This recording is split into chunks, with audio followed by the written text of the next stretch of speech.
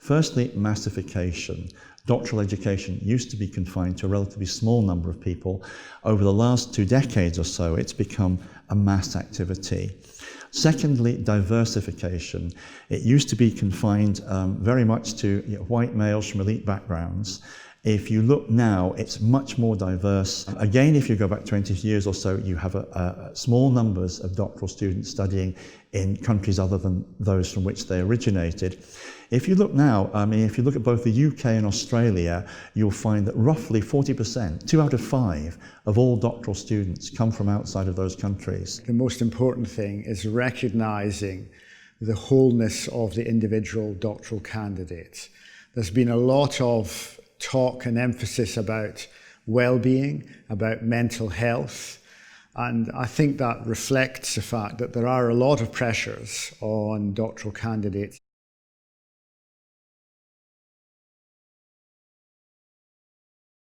Whereas 20 or 30 years ago, doctoral students almost universally went on to become academics, now it's more likely 3 years or so after graduation in both the UK and in Australia, about 1 in 3 PhD graduates will be in higher education.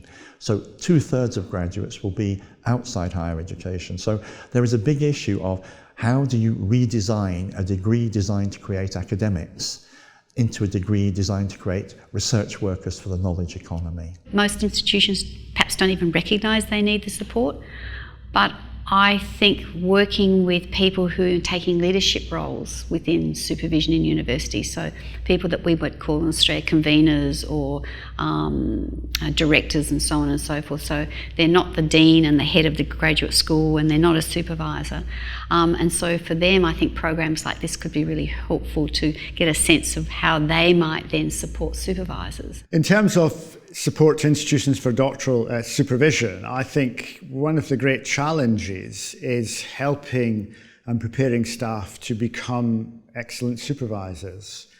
Because it is certainly the case at universities that all staff will be there because they're excellent researchers.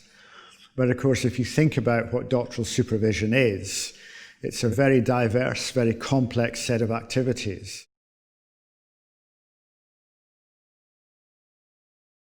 There are a number of things to think about. It reflects the recent changes in our understanding of the nature and purpose of doctoral education, with a growing emphasis on developing skills, a growing emphasis on thinking about the value of the researcher as an individual. It also reflects the growing recognition of diversity in the doctoral candidate population, the need to be aware of people from different cultural backgrounds, people who have different approaches to learning and research, people who have perhaps different relationships with authoritative figures.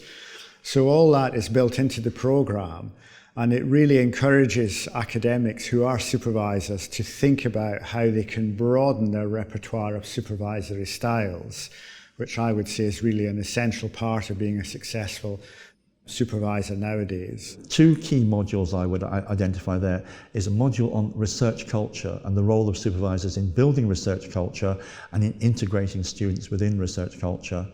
Secondly, another exciting feature of the new programme is the module on supporting students' writing.